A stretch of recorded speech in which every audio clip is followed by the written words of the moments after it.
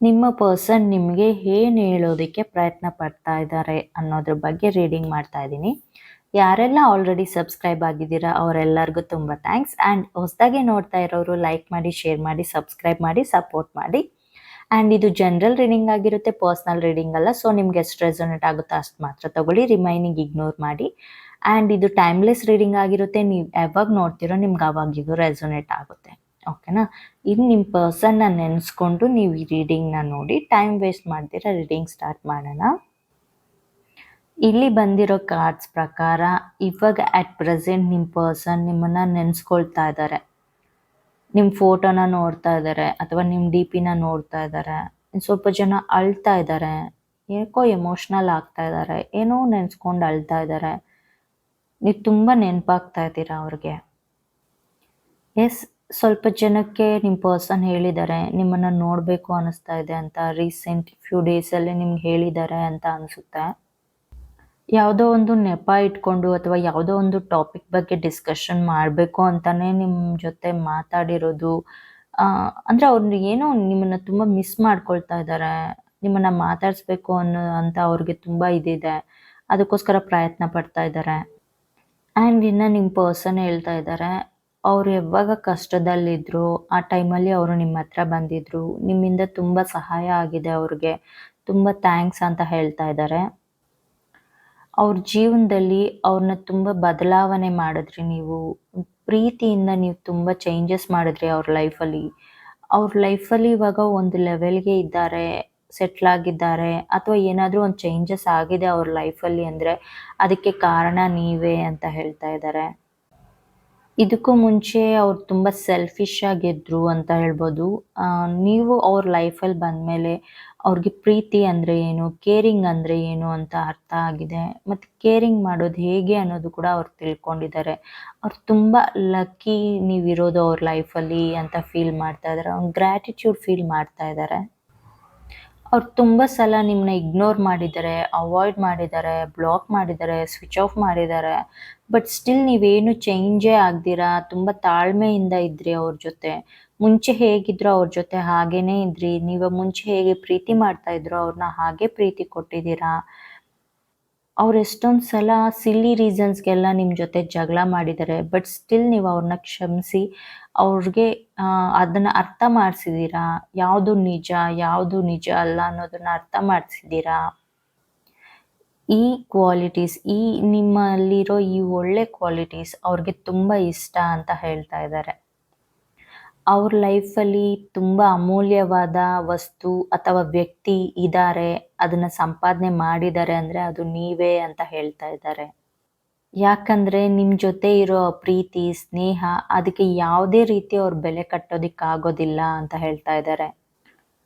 ಅವ್ರ ಕೊನೆ ಉಸಿರಿರೋವರೆಗೂ ಅವರು ಲೈಫಲ್ಲಿ ನಿಮ್ಮ ಜೊತೆ ಇರ್ತೀನಿ, ತುಂಬ ಚೆನ್ನಾಗಿ ನಿಮ್ಮನ್ನು ನೋಡ್ಕೊಳ್ತೀನಿ, ತುಂಬ ಪ್ರೀತಿ, ಲವ್ ಆ್ಯಂಡ್ ಕೇರಿಂಗ್ ಕೊಟ್ಟು ನಿಮ್ಮನ್ನು ನೋಡ್ಕೊಳ್ತೀನಿ ಅಂತ ಹೇಳ್ತಾ ಇದ್ದಾರೆ. ಇವಾಗ ಸದ್ಯಕ್ಕೆ ಇರೋ ಸಿಚುವೇಶನ್ ಅವ್ರ ಕೈಯಲ್ಲಿ ಇಲ್ಲ. ಯಾವುದೋ ಒಂದು ಬಲೆಗೆ ಸಿಕ್ಕಾಕೊಂಡಿದ್ದಾರೆ, ಅಂದರೆ ಅವ್ರು ಸ್ಟಕ್ ಆಗಿದ್ದಾರೆ ಒಂದೇ ಹತ್ರ ಅಂತ ಹೇಳ್ತಾ ಇದ್ದಾರೆ. ಅವರ ಆ ಪರಿಸ್ಥಿತಿ ಏನಿದೆಯೋ ಅದು ಸುಧಾರಿಸೋವರೆಗೂ ಸ್ವಲ್ಪ ದಿನ ವೆಯ್ಟ್ ಮಾಡು, ತಾಳ್ಮೆಯಿಂದ ಇರು, ಬರ್ತೀನಿ ಅಂತ ಹೇಳ್ತಾ ಇದ್ದಾರೆ. ಇನ್ನು ಸ್ವಲ್ಪ ಜನಕ್ಕೆ ಇಲ್ಲಿ ನಿಮ್ಮ ಪರ್ಸನಿಂದ ಮ್ಯಾರೇಜ್ ಕಮಿಟ್ಮೆಂಟ್ ಬರ್ತಾ ಇಲ್ಲ ಅಂತ ಯಾರು ವೆಯ್ಟ್ ಮಾಡ್ತಾ ಇದ್ದೀರಾ ಅವ್ರಿಗೂ ಸ್ವಲ್ಪ ಬೇಗನೆ ನಿಮ್ಮ ಪರ್ಸನ್ನಿಂದ ಬರುತ್ತೆ ಮ್ಯಾರೇಜ್ ಕಮಿಟ್ಮೆಂಟ್ ಅಂತ ಹೇಳ್ಬೋದು. ಅವ್ರು ಯಾವಾಗಲೂ ನಿಮ್ಮನ್ನು ನೆನೆಸ್ಕೊಳ್ತಾ ಇರ್ತಾರೆ. ಏನಂದರೆ ನೀವು ಯಾವಾಗಲೂ ಹ್ಯಾಪಿಯಾಗಿರಬೇಕು, ನೀವು ಜೀವನದಲ್ಲಿ ಯಾವಾಗಲೂ ಸಂತೋಷವಾಗಿರಬೇಕು, ನೀವು ಇಂಪ್ರೂವ್ ಆಗಬೇಕು ನಿಮ್ಮ ಲೈಫಲ್ಲಿ ಅಂತ ಅವ್ರು ನೆನೆಸ್ಕೊಳ್ತಾ ಇರ್ತಾರೆ. ಕೆಲವೊಂದು ಸಲ ಹೌದು, ಅವರು ಕೋಪದಲ್ಲಿ ಮಾತಾಡ್ತಾರೆ. ಯಾಕಂದರೆ ಅವ್ರಿಗೆ ಭಯ ಇರುತ್ತೆ, ಎಲ್ಲಿ ನಿಮ್ಮನ್ನು ಕಳ್ಕೊಂಬಿಡ್ತಾರೋ ಅಂತ ಭಯ ಇರುತ್ತೆ. ಅದಕ್ಕೋಸ್ಕರ ಅವರು ಆ ಥರ ಮಾತಾಡ್ತಾರೆ. ಕೆಲವೊಂದು ಸಲ ಅವ್ರು ತುಂಬ ರಿಸ್ಟ್ರಿಕ್ಷನ್ಸ್ ಹಾಕ್ತಾರೆ, ನಿಮಗೆ ತುಂಬ ಕಂಟ್ರೋಲ್ ಮಾಡ್ತಾರೆ. ಹೌದು, ಬಟ್ ಏನಂದರೆ ಅವ್ರಿಗೆ ಭಯ, ಎಲ್ಲಿ ನೀವು ಅವ್ರನ್ನ ಬಿಟ್ಬಿಡ್ತೀರೋ, ಎಲ್ಲಿ ನೀವು ದೂರ ಆಗ್ತಿರೋ ಅನ್ನೋ ಭಯಕ್ಕೆ ಅವ್ರು ಆ ಥರ ಎಲ್ಲ ಮಾಡ್ತಾರೆ ಅಂತ ಹೇಳ್ತಾ ಇದ್ದಾರೆ. ತುಂಬ ಸಲ ನೀವೇನಾದರೂ ಯಾವುದಾದ್ರೂ ವಿಷಯಕ್ಕೆ ಟೆನ್ಷನ್ ಆದಾಗ ಅವ್ರು ನಿಮ್ಮನ್ನು ತುಂಬ ಸಮಾಧಾನ ಮಾಡ್ತಾಯಿದ್ರು, ಕೂಲಾಗಿರು ಅಂತ, ನಿಮ್ಮನ್ನ ರಿಲ್ಯಾಕ್ಸ್ ಮಾಡ್ತಾಯಿದ್ರು ಅಂತ ಕಾಣಿಸುತ್ತೆ. ಇನ್ನೊಂದು ಸ್ವಲ್ಪ ಜನಕ್ಕೆ ನಿಮ್ಮ ಪರ್ಸನ್ ತುಂಬ ಸಲ ಇದು ಬೇಡ, ಇದು ಇಲ್ಲಿಗೆ ನಿಲ್ಲಿಸ್ಬಿಡೋಣ ಅಂತ ಹೇಳಿರೋದು ಇದೆ. ಅವ್ರು ಹೇಳೋ ಪ್ರತಿ ಸಾರಿನೂ ನೀವು ತುಂಬ ಸಲ ಅವ್ರಿಗೆ ಧೈರ್ಯ ಹೇಳಿದ್ದೀರಾ, ಬೇಡ ನಿಲ್ಸೋದು ಬೇಡ, ಕಂಟಿನ್ಯೂ ಮಾಡೋಣ.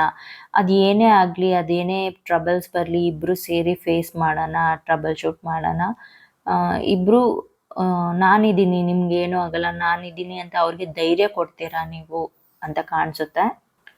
ಇನ್ನು ಸ್ವಲ್ಪ ಜನಗೆ ನಿಮ್ಮ ಪರ್ಸನ್ ರೀಸೆಂಟಾಗಿ ಏನೋ ಒಂದು ಸಕ್ಸಸ್ ಆಗಿದ್ದಾರೆ ಬಿಸ್ನೆಸ್ಸಲ್ಲೋ ಅಥವಾ ಅವ್ರ ಕೆರಿಯರಲ್ಲೋ, ಅಥವಾ ಏನೋ ಒಂದು ಮನೆ ತಗೊಂಡಿರೋದು, ಸೈಟ್ ತಗೊಂಡಿರೋದು ಅಥವಾ ಮನೆ ಕಟ್ಸಿರೋದು, ಯಾವುದೋ ಒಂದರಲ್ಲಿ ಅದರಲ್ಲಿ ನಿಮ್ಮದು ಪಾಲಿದೆ ಅಂತಲೂ ಕಾಣಿಸ್ತಾ ಇದೆ. ನಿಮ್ಮ ಸಪೋರ್ಟ್ ಆಗಿರ್ಬೋದು, ಅಥವಾ ನೀವು ದುಡ್ಡಲ್ಲಿ ಸಹಾಯ ಮಾಡಿರೋದು, ಅಥವಾ ಯಾವುದೋ ಒಂದು ರೀತಿಯಲ್ಲಿ ನೀವು ಸಹಾಯ ಮಾಡಿರೋದು ಇದೆ.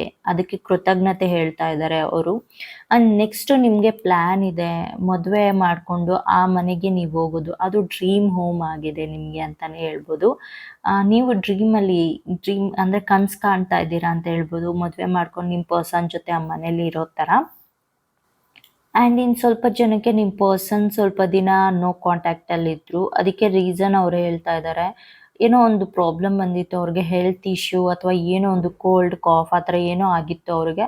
ಅದರಿಂದ ಅವರೇ ನಿಮಗೆ ಟೈಮ್ ಕೊಡೋಕ್ಕಾಗಿಲ್ಲ, ನಿಮ್ಮನ್ನ ಸ್ವಲ್ಪ ಅವಾಯ್ಡ್ ಮಾಡಿದೆ, ಸಾರಿ ಅಂತಲೂ ಹೇಳ್ತಾ ಇದ್ದಾರೆ. ತುಂಬ ಸಲ ನೀವಿಬ್ಬರು ಟ್ರಾವೆಲ್ ಮಾಡ್ತೀರಾ, ಟ್ರಾವೆಲಿಂಗ್ ಇಷ್ಟಪಡ್ತೀರಾ, ಮತ್ತು ನಿಮ್ಮ ಫೇವ್ರೆಟ್ ಸಾಂಗ್ಸ್ನ ಪ್ಲೇ ಮಾಡ್ಕೊಳ್ತೀರಾ. ಇನ್ ಕೇಸ್ ನೀವು ಅವ್ರ ಜೊತೇಲಿ ಇಲ್ಲ ಅಂದರೂ ಆ ಟೈಮಲ್ಲಿ ಅವ್ರು ಅದೇ ಸಾಂಗ್ಸ್ನ ಕೇಳೋದಕ್ಕೆ ಇಷ್ಟಪಡ್ತಾರೆ. ಯಾಕಂದರೆ ಅವರು ನಿಮ್ಮ ಪ್ರೆಸೆನ್ಸ್ನ ಫೀಲ್ ಮಾಡ್ತಾರೆ ಆ ಸಾಂಗ್ಸ್ನ ಕೇಳೋದ್ರಿಂದ ಅಂತ ಹೇಳ್ತಾ ಇದ್ದಾರೆ. ಅಂದರೆ ಅವ್ರು ಏನು ಹೇಳ್ತಾ ಇದ್ದಾರೆ ಅಂದರೆ, ಯಾವಾಗಲೂ ಅವ್ರು ನಿಮ್ಮನ್ನು ನೆನೆಸ್ಕೊಳ್ತಾ ಇರ್ತಾರೆ, ನಿಮ್ಮನ್ನ ಮರ್ತಿಲ್ಲ ಅಂತ. ಬಟ್ ಆದರೆ ನೀವು ಹೇಳ್ತಾ ಇರ್ತೀರಾ ಅವಾಗವಾಗ, ನೀವು ಮರ್ತೋಗಿದ್ದೀರಾ, ಅವ್ರನ್ನ ಅವಾಯ್ಡ್ ಮಾಡ್ತಾ ಇದ್ದೀರಾ ಅಂತ ಅಲ್ವಾ. ಸೊ ಅದಕ್ಕೆ ಅವ್ರು ಹೇಳ್ತಾ ಇದ್ದಾರೆ, ಇಲ್ಲ ನಾನು ಮರ್ತಿಲ್ಲ, ಎಲ್ಲೇ ಇದ್ದರೂ ನೀವು ನೆನಪಿದ್ದೇ ಇರ್ತೀರಾ. ಯಾವುದೋ ಒಂದು ಕೆಲಸದ ವಿಷಯದಲ್ಲಿ ಬ್ಯುಸಿ ಆಗಿರ್ತಾರೆ ಹೊರತು ಮಿಕ್ಕಿದ ಟೈಮಲ್ಲೆಲ್ಲ ನೀವೇ ಅವ್ರಿಗೆ ನೆನಪಾಗ್ತಾ ಇರ್ತೀರಾ ಅಂತ ಹೇಳ್ತಾ ಇದ್ದಾರೆ. ಓಕೆ, ನಿಮ್ಮ ವ್ಯಾಲ್ಯೂಯಬಲ್ ಟೈಮ್ ಕೊಟ್ಟಿದ್ದಕ್ಕೆ ತುಂಬ ಥ್ಯಾಂಕ್ಸ್. ಮತ್ತೆ ಬೇರೊಂದು ರೀಡಿಂಗಲ್ಲಿ ಸಿಗೋಣ. Thank you. ಬಾಯ್.